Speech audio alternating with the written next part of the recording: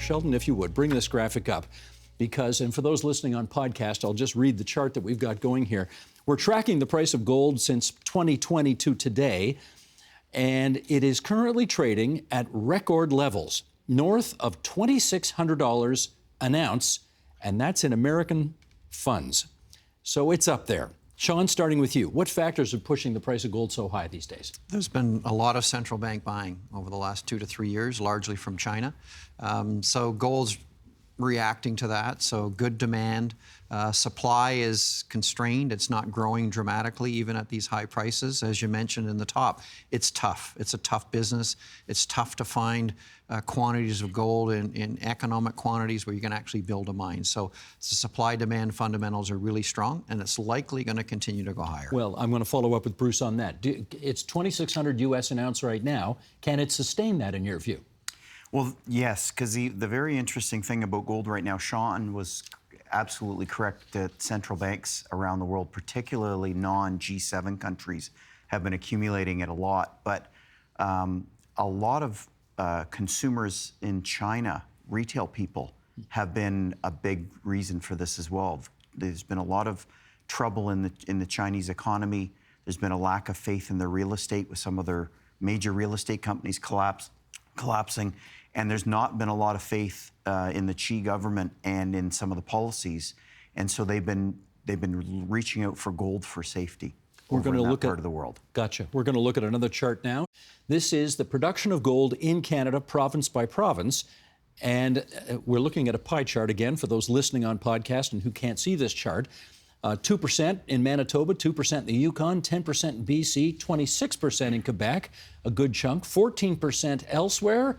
46% of Canadian gold production is done in the province of Ontario, almost half. And here's another chart we're going to show as well. This is Ontario's producing gold mines, and there are 17 of them, and they are, as you might suspect, primarily in Northern Ontario around Timmins, Kirkland Lake, and Red Lake, which is north of Thunder Bay. That is way up there north of Thunder Bay. And Sean, let me go back to you here. How many gold mines does Agnico Eagle operate in Ontario? We operate the Kirkland Lake Macassa mine, which the mayor would be familiar with, and the Detour Lake mine. And the Detour Lake is a sizable mine. It's in the top 10 in the world. And we also have the Canadian Malartic mine across the border in Quebec, which is also top 10. I'm sure the mayor is well aware of it, which is why I'm going to ask her how important it is to her economy in Kirkland Lake. Well, absolutely. We've always been a gold-based economy over the last century, and we are very, very fortunate. Not only do we have that Macassa mine site within our borders, of course, we have Alamos Gold over in Matach and the promise of Upper Beaver as well, just down the highway on the other side. And how important is it to you that gold continues to trade at $2,600 an ounce US and more? Absolutely. So we definitely are keenly aware that that is good news for the local economy and the surrounding areas. Michael, let's go to you. How many First Nations residents work in this sector in the province or country? Well, that's a good question. It's probably the highest proportionally hired by the mining industry compared to other sectors. I think those areas you mentioned, there's a high percentage of Indigenous communities involved in the mining operations, either in the training or in the operations as employment or in the business. And if they're not working actually in the business itself, maybe in spin-off industries, what are they doing?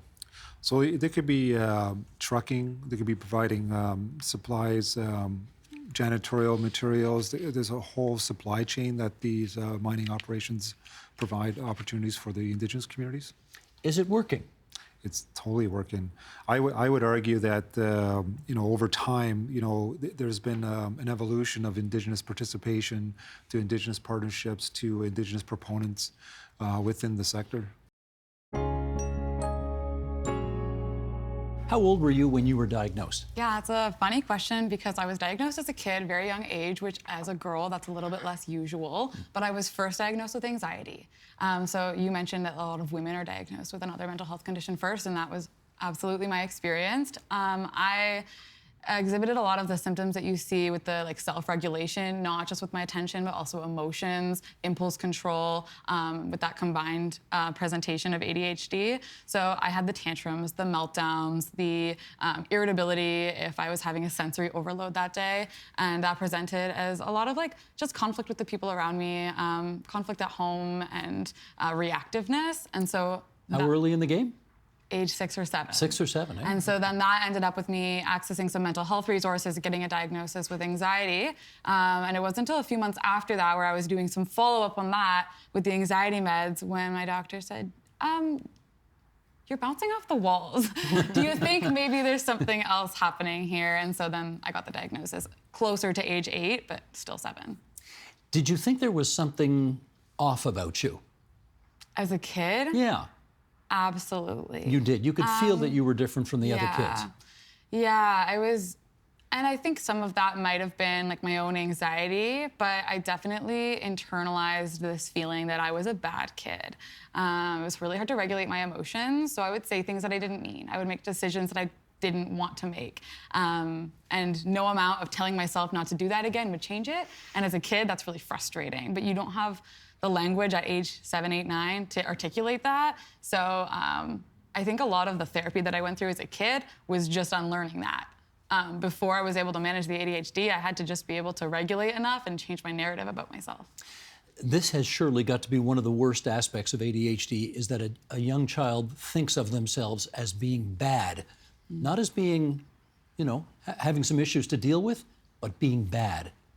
What's the consequence of feeling that way? I think that's one of the myths that we see around ADHD, is that the kid is just being bad. And that's one of the reasons sometimes people don't seek out a diagnosis. They feel, oh, that'll label my kid. But I think the labeling, being called it's ADHD, actually gives people a roadmap. It gives them something to do. It tells them, hey, the kid isn't bad. They have a condition. It can be treated. There's something you can do about it. So I think not knowing what it is, just seeing the behavior, often gets people labeled as being bad. Teachers will often say, hey, your kid is bad. They're disrupting the class. While getting help, this helps that quite a bit. How many kids you got? 3 boys. 3 boys. Any of them have this? All 3. All 3. And my husband. And your husband? Yes. So do you assume the boys got it from the husband?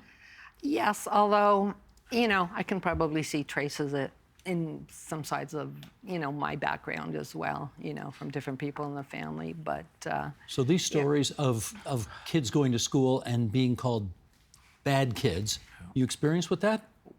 Yes and no, more so with my grandson. My 3 boys were all gifted, so they weren't failing school, so they were doing okay. But the interesting thing was they had enough inhibitory qualities that they saved it all for us at home.